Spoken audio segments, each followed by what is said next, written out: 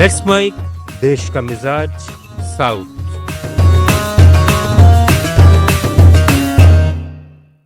देश का मिजाज, आइए जानते हैं भारत के दक्षिणी राज्यों के आज के प्रमुख समाचार। केरल बीजेपी अध्यक्ष राजीव चंद्रशेखर ने छत्तीसगढ़ में 2 नन्स की गलत गिरफ्तारी पर कहा कि बजरंग दल का बीजेपी से कोई संबंध नहीं है। शुक्रवार को छत्तीसगढ़ के दुर्ग रेलवे स्टेशन पर बजरंग दल के कार्यकर्ताओं ने केरल की नन्स पर 3 महिलाओं को जबरन धर्मांतरण के लिए आगरा ले जाने का आरोप लगाया था। चंद्रशेखर ने दिल्ली में कहा कि ये नन्स न तो मानव तस्कर हैं, न ही धर्मांतरण करने वाली। इस बीच केरल में सत्तारूढ़ एलडीएफ और विपक्षी यूडीएफ ने इन नन्स की रिहाई के लिए अलग अलग प्रतिनिधिमंडल भेजे हैं। छत्तीसगढ़ के पूर्व मुख्यमंत्री भूपेश बघेल ने इस मुद्दे पर कहा, सांसद और विधायकों के प्रतिनिधिमंडल मिलने आए थे। उनको लगभग 12:30 पौने 1 बजे का समय दिया हुआ था, लेकिन कह दिया गया कि कल आना, क्योंकि भाजपा का डेलीगेशन रायपुर में बैठा हुआ है, केरल से आए हुए, इसलिए इनको नहीं मिलने देना चाहते थे। इसलिए कल का उन्होंने कहा, तो मैंने डीजी खबर किया, डीजी जेल को, है ना, कि इनको मिलने दिया जाए, और नहीं तो यही धरना दे के बैठेंगे। और मैं भी जा रहा हूं जेल। इन सांसदों के समर्थन क्यों नहीं मिलने देंगे भाई, जब समय दियो। कांग्रेस सांसद शशि थरूर ने भी कहा कि नन्स को बिना किसी देरी के रिहा किया जाना चाहिए और सरकार को इसके लिए जिम्मेदार लोगों को गिरफ्तार करना चाहिए। It seems to be that there's a case of mob rule going on where innocent people are being thrown in jail for no fault of theirs without committing any crime. I think first of all they should be released without delay, and secondly they should do something about controlling, as we said in our protest, you should arrest the goons and not the nuns. TV के party के अध्यक्ष विजय का कहना है कि तमिलनाडु की DMK सरकार अपने कर्तव्य में विफल है और बीजेपी के सामने समर्पण कर चुकी है।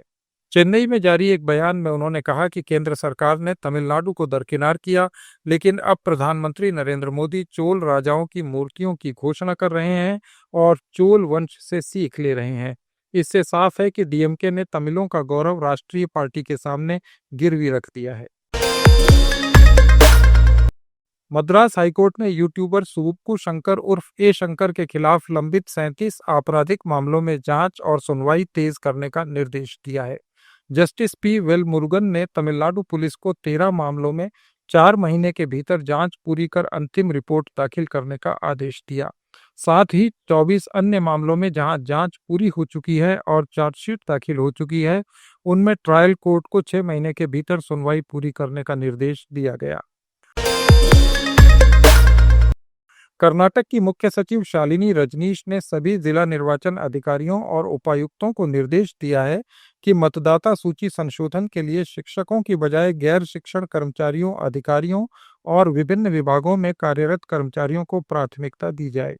उन्होंने कहा कि शिक्षकों को बूथ लेवल ऑफिसर बनाने से स्कूलों में पढ़ाई प्रभावित हो रही है और शिक्षा की गुणवत्ता भी घट रही है।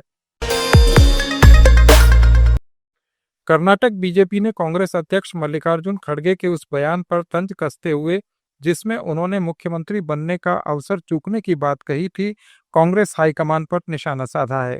विपक्ष के नेता आर अशोक ने चेन्नई में सोशल मीडिया पर कहा कि राहुल गांधी देश को न्याय की बात सिखाते हैं। क्या यही आपका न्याय है? क्या आप अपनी पार्टी के नेतृत्व में दलित जनगणना शुरू करेंगे या दलित सिर्फ चुनावी भाषणों के लिए है?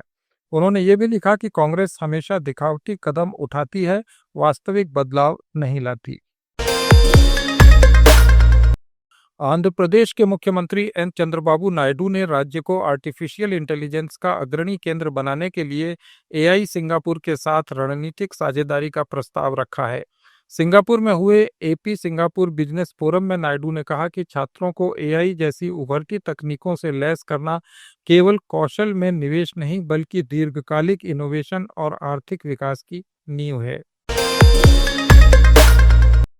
आंध्र प्रदेश के श्री सत्यसाई जिले के थोमुकुंटा गांव में स्टेट बैंक ऑफ इंडिया की एक शाखा से 38 लाख रुपए और 10 किलो सोना चोरी होने की खबर है। सीसीटीवी फुटेज में एक व्यक्ति दिखा, जिसके बाद सिस्टम नष्ट कर दिया गया।